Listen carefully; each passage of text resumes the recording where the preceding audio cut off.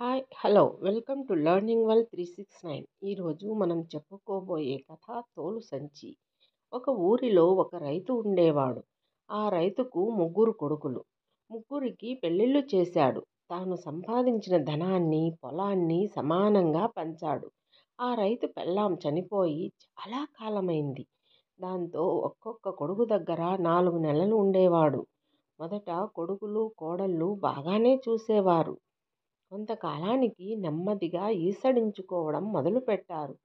ఆఖరికి సమయానికి ఇంత తిండి కూడా సరిగా పెట్టేవాళ్ళు కాదు.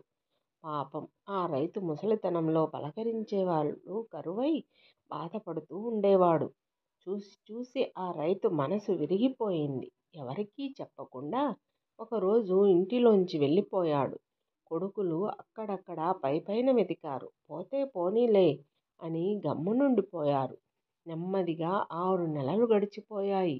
ఒకరోజు హఠాత్తుగా ఆ రైతు తిరిగి వచ్చాడు. అతని నడుముకు ఒక బరువైన తోలు సంచి ఉంది.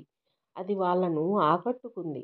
అడవిలో ఆ రైతుకు బంగారం దొరికింది అని అందరూ చెప్పుకోసాగారు.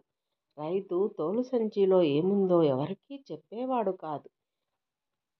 దాన్ని విడిచిపెట్టి ఒక్క నిమిషమూ ఉండేవాడు కాదు.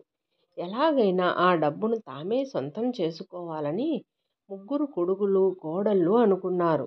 పోటీలు పడి సేవలు చేయసాగారు. రకరకాల పిండి వంటలు చేసి తినిపించసాగారు.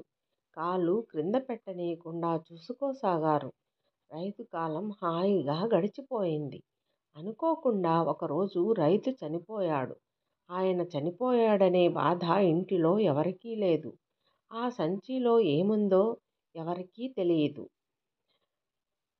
ఆ సంచి మాకు దక్కాలంటే మాకు దక్కాలి అని గొడవ పడసాగారు. ఆఖరిని పంచాయతీ ఊరి పెద్దల వద్దకు చేరింది. సంచిలో ఏమున్నా ముగ్గురు సమానంగా తీసుకోవాలి అని ఊరి పెద్దలు చెప్పారు. అందరి ముందు సంచి తెరిచారు. లోపల 3 పెద్ద పెద్ద రాళ్లున్నాయి.